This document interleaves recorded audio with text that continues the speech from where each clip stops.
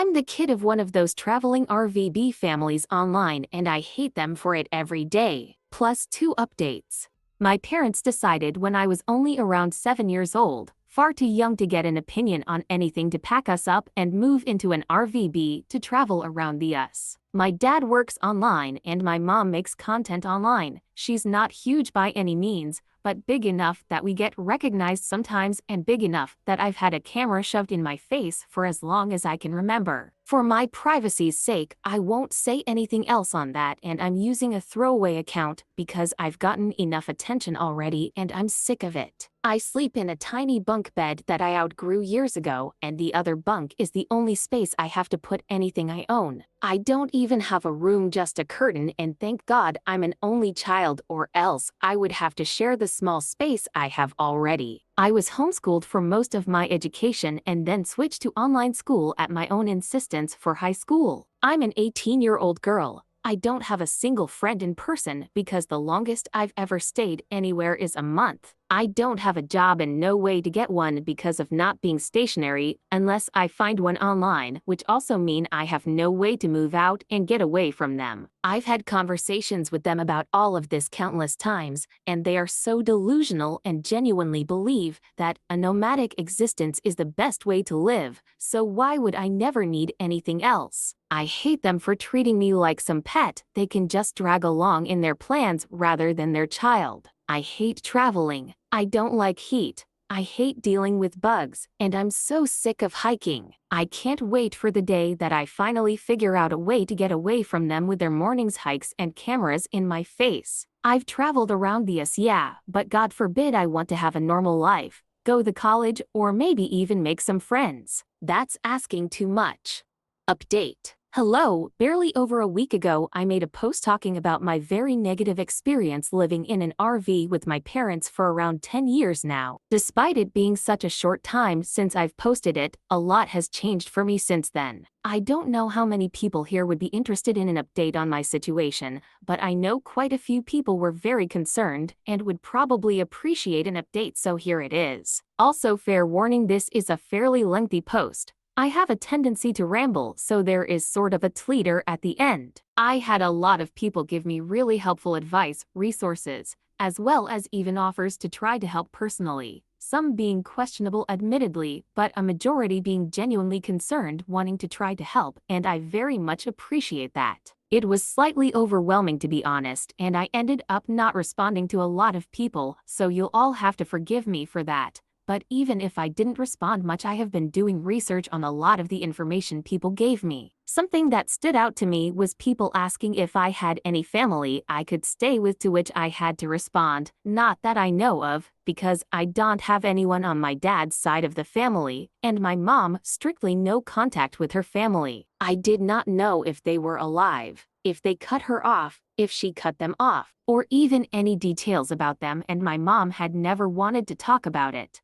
What information I did have was my mom's maiden name, which is pretty uncommon, and where she was born, which in terms of trying to find family can actually get you surprisingly far, I've come to realize. I've always had a slight hatred for the internet because I never had any choice in my life being public knowledge, and I know that once something is out there, it's out there. But for the first time, I'm actually really grateful for the internet. I was able to find some information on my mother's side of the family, and specifically was able to find my grandma's Facebook account, though it did take me some effort. After a lot of stressing on how to approach messaging her, if I even should, as well as potential outcomes, I messaged her, explaining my mom's life, who I was, and my situation. I won't go into details onto why my grandma and my mom are no contact, because that is not my story to share, but my grandma was appalled that she has a granddaughter she didn't even know about, and even more so the way in which her daughter raised me. I found out I have an aunt and an uncle, both of which my grandma told them about me and my situation. I've been in pretty much constant contact with all of them since just learning about each other.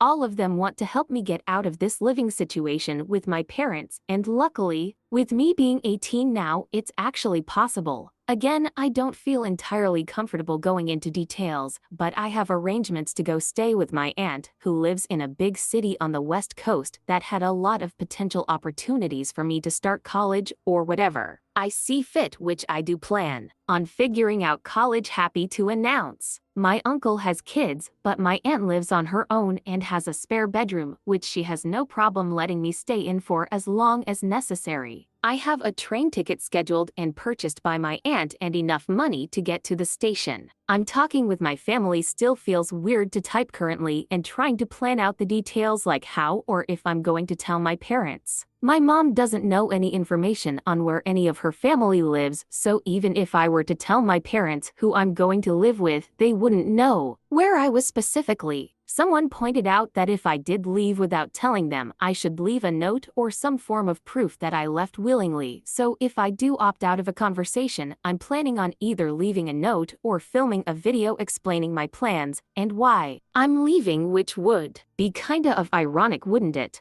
Regarding my mom filming, I've been very quiet around my parents and just refusing to talk when the camera is on, but neither one of them has mentioned it yet so far, luckily. Also, speaking of my mom's content, I would like to very much emphasize something quickly. Almost everyone was genuinely trying to help, but I had a few people replying trying to guess who I was. Luckily, the few I saw were basically torn to shreds and ended up deleting their comments. I also had a few people who messaged me privately trying to make a guess at who I am, which at least that's not public, I guess. Although I can understand being curious, I posted anonymously with very little personal information for a reason. As I stated in my previous post, I have gotten enough attention and I'm very much sick of it. I would very much appreciate it if you guys can respect that. Even if you think you might know who I am, please don't make public guesses. And understand that I don't want this to be even more public information tied to my name.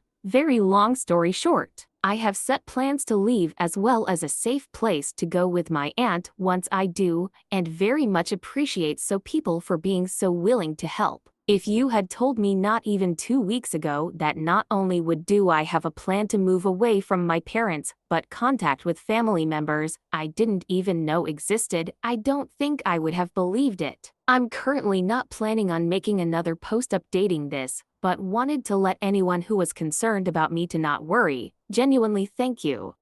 Second update. Hello, it's been a while and I wanted to check in on here to hopefully give a few people some peace of mind. In my last update, I explained that I had gotten in contact with my mother's side of the family and had a place to go stay. I can proudly announce that I did it and am in a safe place now, totally away from my parents with absolutely zero contact. My aunt is an absolute angel, truly. She's so kind, and that's not even including my grandma and uncle. When I first got here, my aunt as well as my grandma took me out on a little shopping spree, bought me clothes, decor and furniture for my room because I have one of those now. And honestly, anything they thought I would need. My uncle has introduced me to my cousins. He has a younger son and a daughter who's very close in age to me, and I would say that we have become friends. I've been able to go out and do a lot of fun little things with her. My aunt is currently helping me research colleges near us, but has reassured me I can do everything at my own pace and there really is no rush, that her home will always have a spot for me. My aunt in general is such a cool person. She's someone I very quickly have started to look up to and have gotten close to. The more time we spend together, the more we learn that we actually have a lot in common. I'm just so grateful to all of them for being here and being so supportive. My aunt is also really helping me figure out who I am as an individual. For the first time, I'm in charge of my identity, what I share, and who I share it with. I dyed and cut my hair,